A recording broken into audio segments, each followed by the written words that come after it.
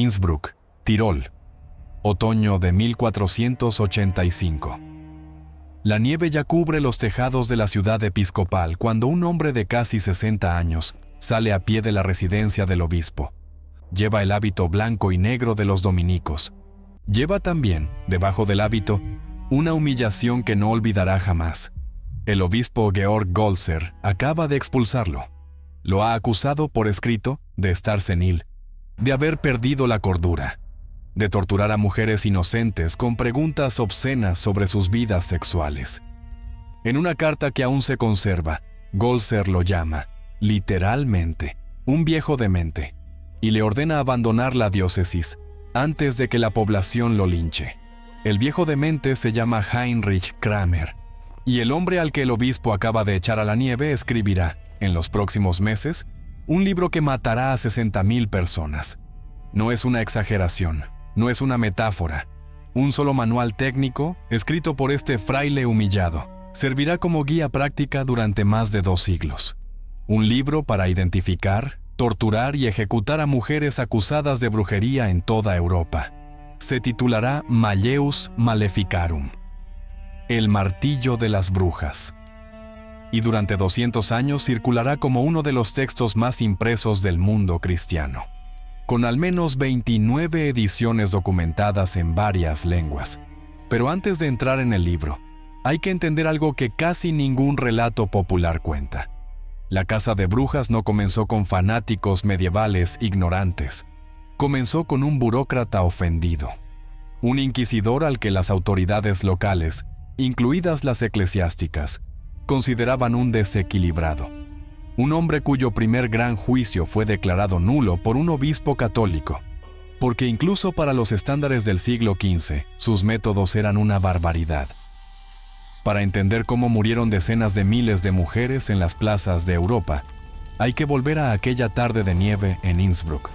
Hay que mirar al viejo que camina hacia el sur, apretando los puños dentro de las mangas del hábito, mientras decide que el mundo entero va a pagar por lo que acaba de ocurrirle.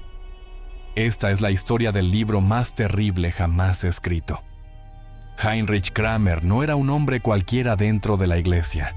En 1484, apenas un año antes de su humillación en Innsbruck, había viajado a Roma para pedirle personalmente al Papa Inocencio VIII que le concediera poderes extraordinarios como inquisidor en las tierras alemanas. Kramer se quejaba de que los obispos locales le cerraban las puertas, de que los jueces civiles se burlaban de sus acusaciones, de que el pueblo mismo, en muchas regiones, no creía en las brujas que él veía por todas partes. El Papa escuchó y firmó la Bula Summis Desiderantes Affectivus del 5 de diciembre de 1484.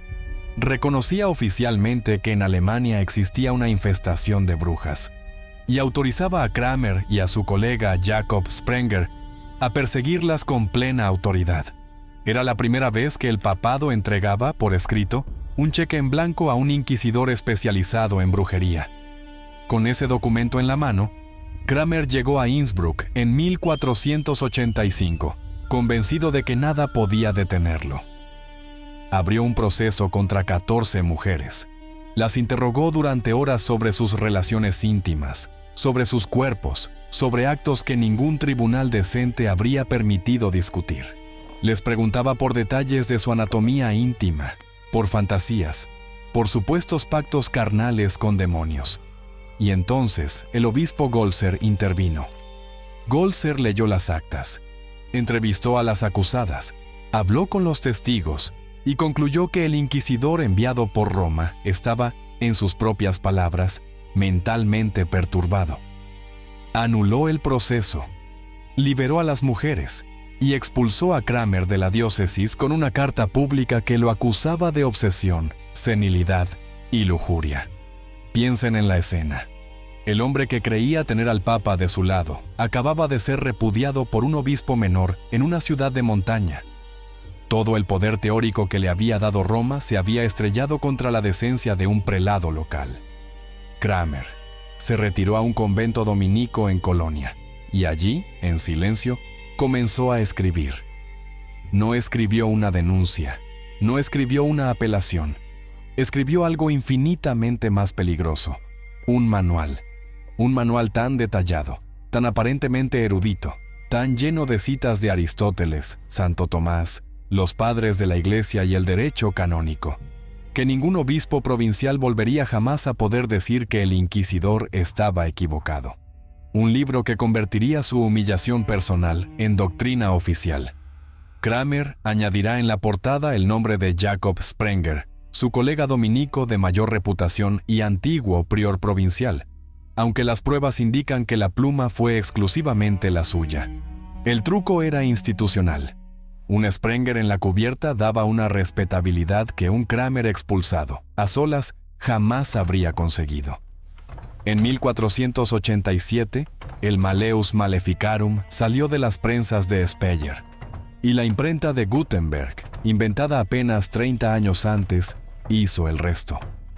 Hasta entonces, las creencias sobre brujas eran dispersas, locales, contradictorias. Cada región tenía sus supersticiones. Cada obispo interpretaba los casos a su manera. El Malleus cambió eso para siempre. Por primera vez en la historia de Europa, existía un texto único, portátil, reproducible, que ofrecía a cualquier juez, eclesiástico o civil, un protocolo estandarizado para casar mujeres. El libro se divide en 3 partes. La primera demuestra que la brujería existe y que negarla es, en sí mismo, herejía. Es una trampa perfecta. Cualquier juez que dude, cualquier abogado que defienda a la acusada, cualquier vecino que testifique a favor de ella, queda automáticamente bajo sospecha. La segunda parte describe lo que las brujas hacen: vuelos nocturnos, pactos con el diablo, sacrificios de niños, impotencia provocada a los hombres, tormentas destruyendo cosechas. Y aquí el libro da un paso más. No se limita a describir los crímenes de las brujas. Enseña cómo identificarlas. La prueba del agua es quizá la más célebre. Se ata a la acusada de pies y manos y se la arroja a un río o a un estanque. Si flota, es bruja, porque el agua bautismal la rechaza. Si se hunde, es inocente. Pero en la mayoría de los casos muere ahogada antes de que alguien se moleste en sacarla. La lógica es inescapable. La única manera de demostrar la inocencia es morir. La búsqueda de la marca del diablo es otra. Los jueces rapan y desnudan a la acusada. Examinan cada centímetro de su piel, buscando un lunar, una cicatriz, una verruga, cualquier mancha congénita. Cualquier irregularidad se considera el sello con que el diablo firmó el pacto, sobre todo si no sangra al ser pinchada con una aguja. Ninguna anciana de campo, con la piel castigada por décadas de sol y trabajo, pasaba indemne este examen. Y en algunos tribunales protestantes, especialmente en Inglaterra, se añadirá el pesaje contra la Biblia. Si la acusada pesa menos que el libro sagrado, está vacía por dentro, habitada por el demonio. La tercera parte del Malleus, la más leída, la más consultada, la más copiada, es el protocolo procesal. Cómo detener, cómo interrogar, cómo aplicar tormento, cómo obtener la confesión, cómo ejecutar la sentencia. Pero hay un detalle en la primera parte que define todo lo que vendrá después. Kramer se detiene a explicar por qué las brujas son, casi siempre, mujeres. Y entonces escribe una de las frases más venenosas que jamás se imprimieron en Europa. La palabra latina fémina, dice Kramer, viene de fe y minus, menos fe.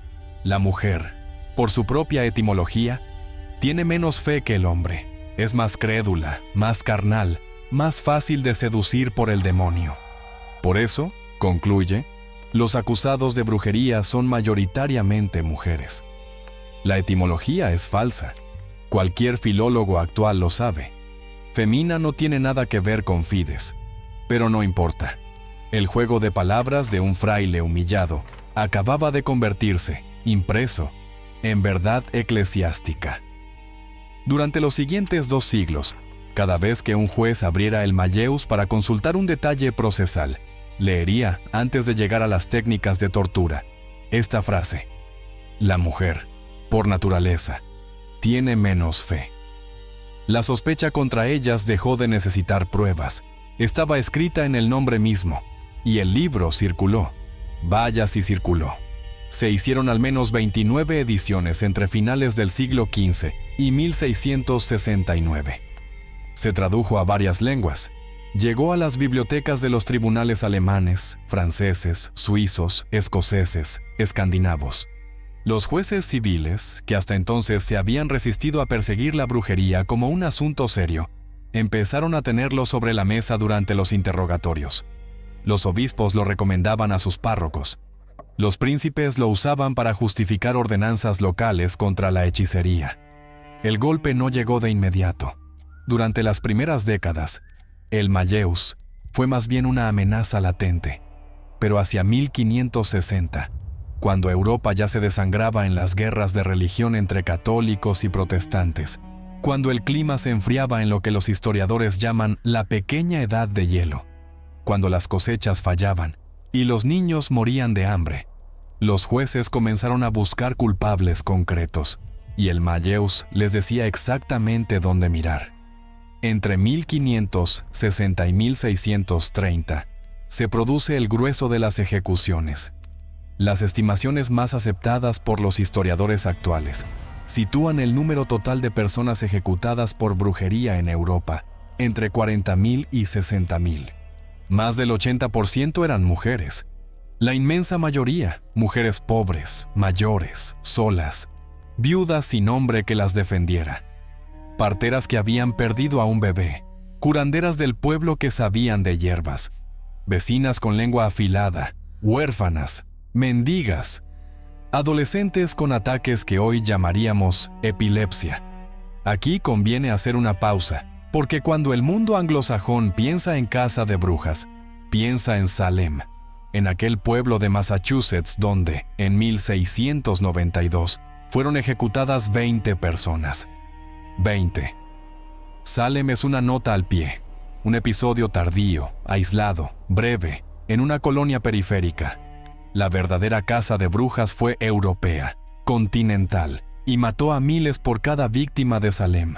Alemania sola, fragmentada en cientos de pequeños principados donde cada señor podía aplicar el Malleus a su antojo, concentra quizá la mitad de todas las ejecuciones del continente.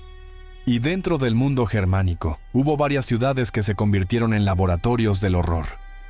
Trier, Würzburg, Bamberg. En el arzobispado de Trier, entre 1587 y 1593, fueron ejecutadas más de 300 personas en 22 pueblos. Fue allí donde ocurrió uno de los casos más inquietantes de toda la casa europea. Dietrich Flad, doctor en leyes, vicegobernador de la ciudad, rector de la universidad, uno de los juristas más respetados del imperio, comenzó a mostrarse reticente. No negaba la existencia de las brujas. Simplemente se atrevía, en algunos casos, a pedir más pruebas antes de enviar a alguien al tormento. A dudar, a sugerir clemencia. Eso bastó. En 1589 fue él mismo acusado de brujería. Fue torturado con los instrumentos que él mismo había autorizado años antes. Confesó, como confesaban todos bajo tormento, haber asistido a aquelarres, haber pactado con el diablo, haber provocado tormentas. Fue estrangulado y su cuerpo, quemado en la hoguera el 18 de septiembre de ese año. Un juez devorado por su propia máquina. Y la máquina siguió funcionando sin notarlo. 4 décadas más tarde, y 400 kilómetros al este, la misma máquina alcanzaría su velocidad máxima en Würzburg y en Bamberg. En Würzburg, entre 1625 y 1631, bajo el obispo príncipe Philipp Adolf von Ehrenberg, fueron ejecutadas al menos 900 personas. La crónica local conservó una lista. No es una lista anónima de números, es una enumeración concreta, por hornadas, de quién murió en cada quema colectiva. Y leer esa lista hoy es una experiencia difícil de describir. En la 29ª hornada figura una niña de 9 años. En la misma hornada, su hermana menor. En la 30ª, la mujer más hermosa de Würzburg, según apunta el cronista. En otra, un muchacho ciego. En otra, un estudiante que hablaba muchos idiomas. En otra, el párroco de la catedral. En otra, 2 niños del hospicio, de 10 y 12 años. Nadie estaba a salvo, ni la belleza, ni la pobreza, ni la infancia, ni el sacerdocio. El Malleus había entrenado a los jueces para ver brujas en todas partes, y una vez que la maquinaria arrancaba, devoraba incluso a quienes creían manejarla. Eso es exactamente lo que volvió a ocurrir en Bamberg. En Bamberg, entre 1626 y 1631, bajo el obispo príncipe Johann Georg II Fuchs von Dornheim, conocido como el obispo brujo, se ejecutaron cerca de 1000 personas. Se construyó un edificio específico, la Drudenhaus, la casa de las brujas, para encerrarlas, interrogarlas y torturarlas. Era una cárcel diseñada desde los cimientos para el protocolo del Malleus. La máquina de Bamberg no respetó a nadie, ni siquiera a las élites que la habían puesto en marcha. Georg Hahn, magistrado jefe de la ciudad, que intentó moderar los procesos, fue acusado, torturado y ejecutado junto con su mujer y su hija. Y la mejor ventana que tenemos al interior de esa máquina no es un tratado ni una crónica. Es una carta. Johannes Junius era alcalde de Bamberg, hombre rico, respetado, padre de varios hijos. En 1628 fue acusado de brujería. Fue interrogado. Negó todo. Fue torturado. Le aplicaron los pulgares de hierro. Lo izaron con lastrapado, atándole las manos a la espalda y levantándolo por una polea, hasta que los hombros se dislocaban. Lo torturaron hasta que confesó cualquier cosa que sus jueces quisieran oír. Días antes de su ejecución, logró que un carcelero sobornado le llevara papel y tinta. Escribió una carta a su hija Verónica. Esa carta se conserva. Hija mía, inocente he venido a la prisión, inocente he sido torturado, inocente debo morir. Porque el que entra en la sala de torturas debe convertirse en brujo, o lo torturarán hasta que invente algo. Junius le cuenta paso a paso cómo fue quebrándose, cómo pidió a sus verdugos que le dijeran qué querían que dijera, porque él ya no sabía qué inventar, cómo le exigieron nombres de cómplices, y cómo, cuando no pudo dar nombres, el verdugo le susurró: Señor, le ruego por el amor de Dios que confiese algo, sea verdad o no. Invente algo, porque no puede soportar los tormentos a los que lo someterán. Y aunque fuese usted un ángel del cielo, no podría escapar. Denunció entonces a inocentes que nunca había visto. Pidió perdón, en la carta, a cada uno de ellos. Y en el margen del papel, con letra más pequeña, añadió una postdata para su hija. Querida niña, 6 han confesado contra mí al mismo tiempo. Todo es pura mentira inventada. Así me ocurrió a mí también. Dios en el cielo lo sabe. Buenas noches, porque ya no volveré a verte. Johannes Junius fue quemado el 6 de agosto de 1628.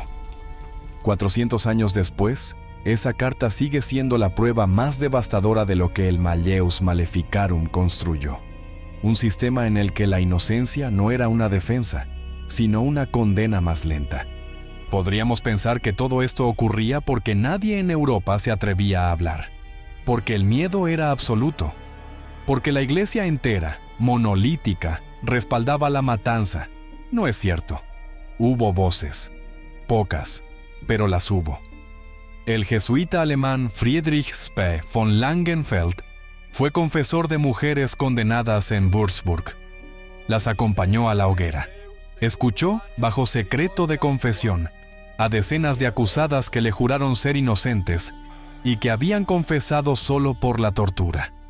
Spee salió de aquella experiencia con el cabello encanecido antes de los 40 años, según cuentan sus contemporáneos, y en 1631, anónimamente al principio, publicó la Cautio Criminalis, un tratado que demolía punto por punto la lógica del Malleus. Demostraba, con ejemplos concretos, que el sistema producía confesiones falsas de manera inevitable, que ningún inocente podía escapar una vez acusado, que los jueces estaban, literalmente, fabricando brujas. Pero la voz más importante, la que de verdad frenó la máquina en al menos un país, vino del sur. Se llamaba Alonso de Salazar Frías, inquisidor español. Entre 1609 y 1614, investigó el gran brote de brujería vasca de Zugarramurdi, en Navarra. Había ya varias personas ejecutadas. Había cientos de denuncias. El clima era el de una caza colectiva al estilo de Bamberg. Salazar hizo algo que casi nadie había hecho antes. Investigó de verdad. Entrevistó a más de 1,800 acusados. Visitó los lugares donde supuestamente se celebraban los aquelarres. Buscó pruebas físicas. Buscó testigos independientes. Y llegó a una conclusión que le envió por escrito a sus superiores de la Suprema en Madrid. No he hallado, en todo lo actuado, ni una sola prueba, ni aun indicios suficientes de que haya acaecido un solo acto real de brujería. En otras palabras, no existen las brujas. Todo lo que hemos oído es contagio, miedo, imaginación colectiva, confesiones arrancadas bajo presión. La Inquisición española, a la que la cultura popular identifica como la más cruel de todas, aceptó el informe de Salazar. En 1614 emitió nuevas instrucciones que restringían drásticamente los procesos por brujería en sus territorios. Exigían pruebas materiales. Prohibían aceptar la sola confesión obtenida bajo tortura. A partir de ese momento, España y sus dominios prácticamente dejaron de ejecutar brujas. Esa es una de las ironías más incómodas de esta historia. Mientras la Alemania católica y protestante se incendiaba literalmente con mujeres ardiendo, la temida Inquisición española había decidido, por pura racionalidad burocrática, que el fenómeno no existía. Pero al norte de los Pirineos, la máquina siguió moliendo cuerpos durante más de un siglo. El Mayeus no se apagó con una gran ley ni con un decreto papal. Se apagó lentamente, caso por caso. Conforme el pensamiento ilustrado del siglo XVIII fue desmontando sus cimientos, los tribunales fueron dejando de aceptar confesiones bajo tortura. Los filósofos fueron ridiculizando la demonología. Los monarcas fueron derogando las viejas leyes. La última ejecución oficial por brujería en Europa occidental ocurrió en Suiza, en el cantón de Glarus, en 1782. La víctima se llamaba Anna Goldi. Era una sirvienta. Se la acusó de haber embrujado a la hija de su patrón, un médico y magistrado local, haciendo aparecer alfileres en la leche de la niña. Fue torturada. Confesó. Fue decapitada el 13 de junio. Casi 3 siglos después de Innsbruck, casi 300 años después de que un obispo hubiera expulsado a un viejo demente por torturar a mujeres con preguntas obscenas, una criada suiza moría todavía bajo la misma lógica. La misma presunción de culpabilidad, la misma confesión arrancada con dolor, la misma certeza absoluta del juez y la misma inocencia. En 2008, el Parlamento del Cantón de Glarus exoneró oficialmente a Anna Goldi, 226 años tarde. Volvamos, para terminar, a aquella tarde de nieve en Innsbruck. Volvamos al viejo inquisidor que camina hacia el sur, humillado, expulsado, llamado demente por su propio obispo. Volvamos al instante exacto en que decide que no va a aceptar esa derrota. En que decide que la próxima vez tendrá un argumento tan sólido, tan impreso, tan citable, que ningún Goltzer en ningún rincón de Europa podrá detenerlo. Miren bien esa figura en la nieve, porque en ese hombre solitario, herido en su orgullo profesional, está ya todo lo que vendrá. Están las 14 mujeres de Innsbruck que se salvaron de milagro. Está Dietrich Flatt, torturado con sus propios instrumentos en Trier. Están las 900 de Würzburg, con sus niñas de 9 años en la hornada 29ª. Están los 1000 de Bamberg, con el magistrado Hahn y Johannes Junius escribiendo postdatas en el margen. Están las decenas de miles de mujeres europeas cuyos nombres nadie apuntó, porque no eran alcaldesas ni hijas de juristas, sino viudas pobres, parteras, curanderas, vecinas sospechosas. Están todas ahí, en ese instante, en ese hombre que aprieta los puños dentro de las mangas del hábito y decide escribir. La historia convencional nos enseña que los grandes crímenes de la humanidad nacen de grandes fanatismos, grandes ideologías, grandes conspiraciones. La Casa de Brujas europea cuenta otra historia, más inquietante. Nos dice que bastó un hombre resentido con acceso a una imprenta, un burócrata eclesiástico con una herida narcisista, un inquisidor al que sus propios superiores habían catalogado como perturbado. Bastó un libro que convirtió una obsesión personal en protocolo, la superstición popular en doctrina legal y la misoginia medieval en etimología oficial. Un libro que durante 200 años estuvo en las bibliotecas de casi todos los tribunales de Europa. Un libro que hoy, si uno lo busca, puede descargar en cualquier idioma en cuestión de segundos. El martillo de las brujas sigue ahí, impreso, traducido, accesible. Y la pregunta que nos deja no es si aquello podría volver a ocurrir con nombres de brujas. Es otra, más incómoda. ¿Cuántos maleus están escribiéndose ahora mismo en algún lugar por alguien recientemente humillado, con acceso a una tecnología de reproducción mucho más veloz que la imprenta de Gutenberg? En Innsbruck, la nieve sigue cayendo sobre los tejados, y un viejo al que acaban de llamar demente camina hacia el sur, en silencio, pensando.